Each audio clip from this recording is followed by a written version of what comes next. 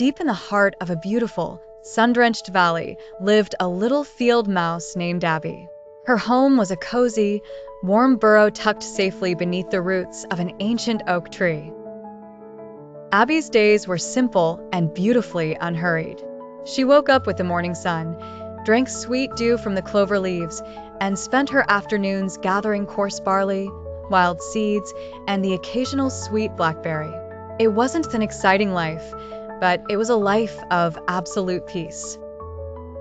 When night fell, she would curl up in her soft bed of dried moss, listening to the gentle lullaby of the crickets, watching a sky full of stars, completely safe and entirely at ease. To Abby, her little corner of the world was perfect. But one afternoon, her cousin Rick arrived from the great city. Rick was a town mouse. He wore a tiny, custom-tailored velvet coat, carried himself with a dramatic, superior air, and spoke with a fast, sweeping energy.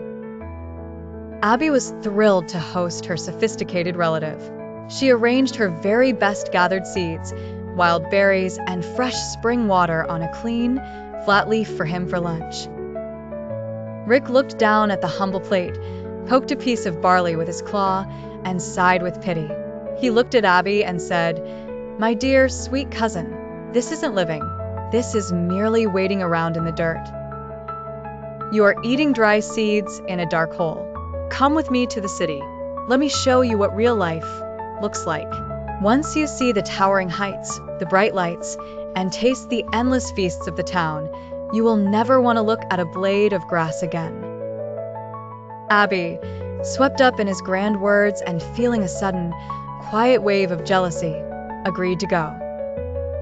They traveled through the night until they slipped through a tiny crack in the foundation of a city mansion.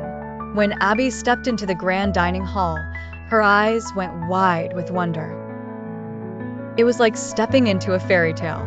Massive chandeliers cast a warm glow across a large dining table. On the table lay the remnants of a giant holiday feast. There was whipped cream, lots of golden pastries, and rich, fragrant cheeses that smelled better than anything Abby had ever imagined. "Help yourself," Rick whispered with a smug, proud smile. "This is how we live every single day." Abby eagerly scrambled up a velvet chair and ran to a piece of pastry. She took a single bite, and she was in heaven. She looked at Rick, ready to admit that her quiet life in the country had been a total waste. But just as she raised her voice to speak, the heavy wooden doors of the dining hall slammed open. A human servant marched into the room with two massive dogs that bounded in right behind him. Their ears perked up instantly. "Run!" Rick shrieked, his voice cracking into a high-pitched panic. Abby dropped her pastry and sprinted blindly. The massive dogs lunged at the table. Terrified, she followed Rick down a table leg and into a tiny crack in the wall. She lay there in the pitch black, her tiny heart hammering like a drum against her ribs. She couldn't move, she could barely breathe, and every muscle in her body trembled as she listened to the scratching claws of the dogs just inches away on the other side of the plaster. When the dogs finally left, Rick casually stepped out of the crack, brushing off his velvet coat as if nothing had happened. Don't worry about that," he chuckled lightly. "That's just part of the excitement. Come, let's go back up. The pastry is still waiting." Abby looked at her cousin, and then she looked out at the glittering, beautiful dining room.